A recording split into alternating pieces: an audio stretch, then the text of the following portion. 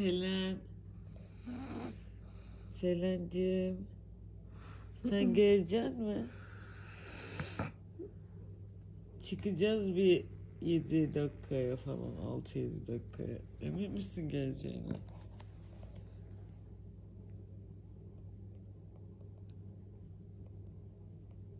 Son kararın mı?